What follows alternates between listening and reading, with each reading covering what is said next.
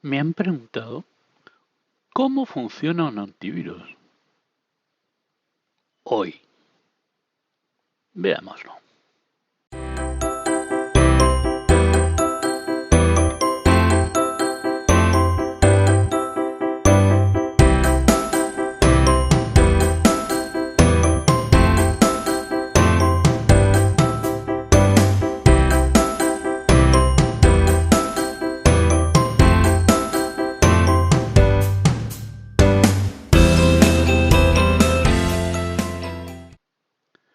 A ver, este vídeo se sale de la temática habitual, lo cual no significa que no entre en es fácil, que es de lo que va la cosa.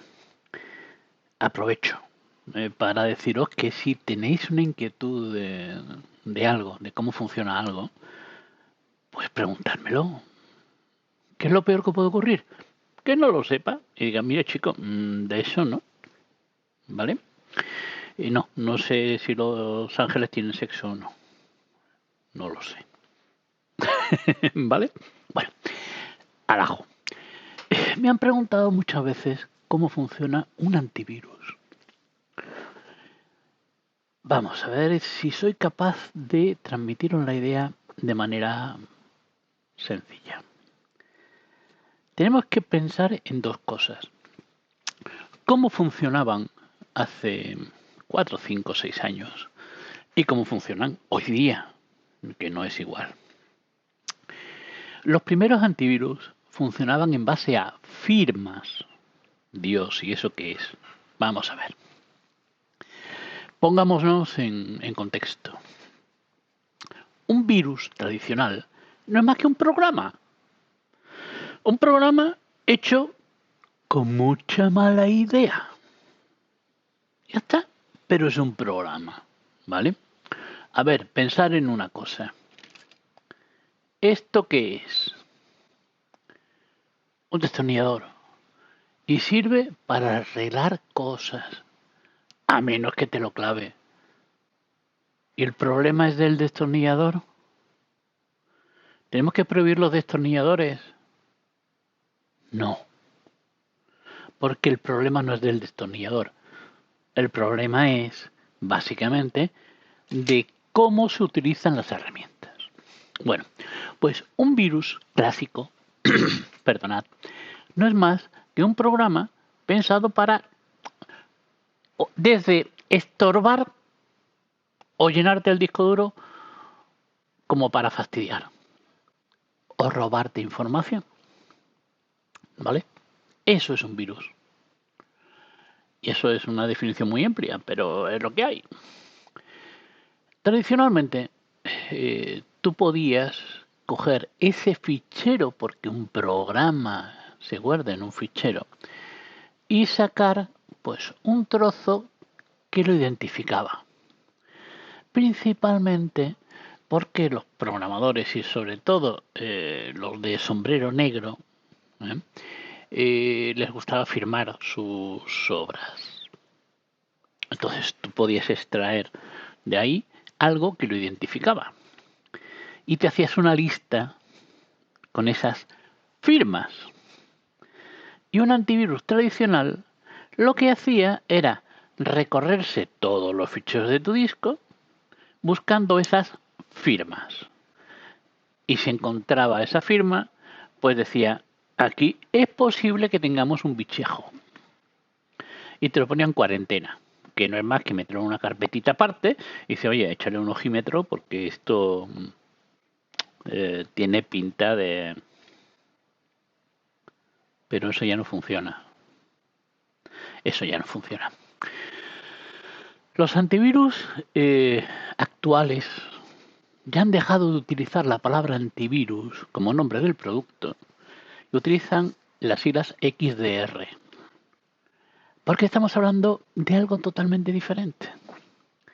A ver, en los últimos años, un programa, un sistema operativo, ha evolucionado muchísimo. Y el comportamiento de los usuarios con ese sistema operativo ha cambiado más todavía. Hace 10 años el uso de Internet era algo ocasional, de vez en cuando. Ahora no puedes trabajar si no estás conectado. ¿Qué significa? Que durante un tiempo la transferencia de información era algo ocasional. Ahora mismo es constante. ¿Me estás viendo en un vídeo? Sí. Estás transfiriendo datos. Ya está. ¿Lo tienes más claro? ¿Estás viendo una página web? Sí. ¿Estás transfiriendo un fichero? Todo el tiempo. ¿Has leído el correo? Sí. ¿Has transferido ficheros? Todo el tiempo. Y ahora tú esperas que tu sistema operativo permita esa transferencia constante de información hacia adentro de tu sistema. ¿Lo tienes claro? Vale. Sí, es así. Entonces ya no vale eso de una firmita. Porque, igual que el destornillador, cosas que tú esperas que funcionen y que se hagan constantemente, ¿m? Pueden ser malignas, pueden hacer daño, no porque estén mal diseñadas, no porque tengan una identificación, sino por el comportamiento que se le pide. Con un destornillador aprietas un tornillo o con un destornillador le cortas o le clavas algo a alguien. Y el destornillador no ha cambiado, no lo distingues de un caso y de otro. ¿Qué es lo que puedes distinguir? Ya no puedes distinguir la herramienta. Ahora distingues el comportamiento. Y ahí está el cambio. Los nuevos sistemas de seguridad, los nuevos XDR, ya no se basan en firmas que las siguen manteniendo, y que es una primera línea de defensa. Se basan en el comportamiento. Es decir, los programas han de escribir en un sitio o en otro, pero he sido donde no deben. Hay cosas que no deben hacer. Y hay horas a las que no deben hacerlo. ¿Sí? Esos programas terminan sacando una estadística de el patrón de funcionamiento. Y cuando las cosas se salen de ese patrón de funcionamiento es cuando entran en acción. Y de hecho, los grandes XDR, los realmente buenos, suelen estar conectados a una consola centralizada, y estamos hablando ya de sistemas empresariales, desde donde tú puedes decir, pueden escribir en el USB o no, se pueden conectar a este sitio o no, a estas horas no, o sea, modelar ese esquema de funcionamiento del usuario. Sí, que te está sonando ahí a...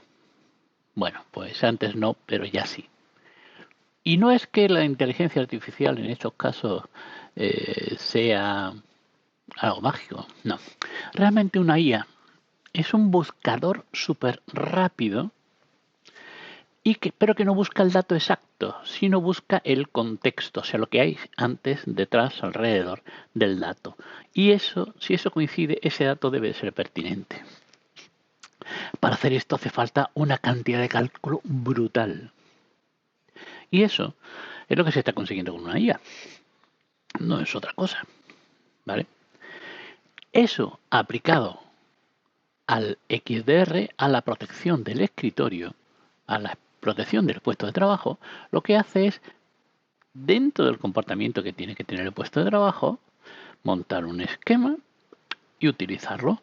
Y desde la consola central, determinar qué se puede y no se puede hacer. Porque hoy día, como nuestros sistemas operativos están pensados para hacer muchas más cosas que antes, cuanto más complejos son, más difícil es determinar si lo que están haciendo está bien. ¿Y qué es lo que está bien? ¿Me explico? ¿Vale? Bueno, pues así es como funcionan hoy día los sistemas de protección de escritorio. Por eso son tan complejos y por eso es tan difícil predecir y por eso esos sistemas, aparte de ser caros, son tan importantes.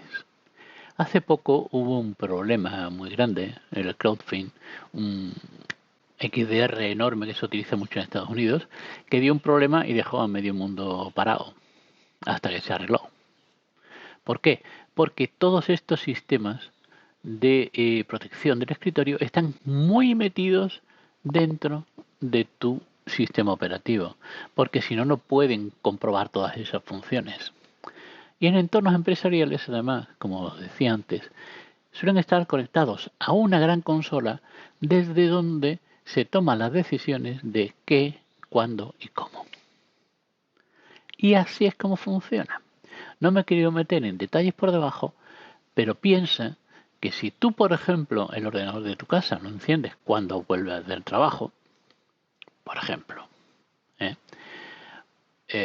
Me lo invento. Imagínate que tú trabajas de 9 de la mañana a 5 de la tarde, llegas a tu casa sobre las 6, pues lo enciendes un rato por la tarde, sobre las 7. Si resulta que se enciende a las 12 de la mañana y se pone a transferir datos como un loco, ¿qué puede significar?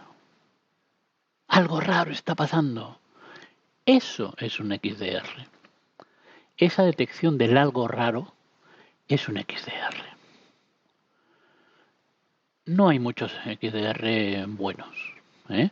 Hay 3 o 4 fabricantes. No me voy a poner a decir fabricantes porque esto ya sabéis que no está monetizado ni va por ahí. Pero sí os digo una cosa.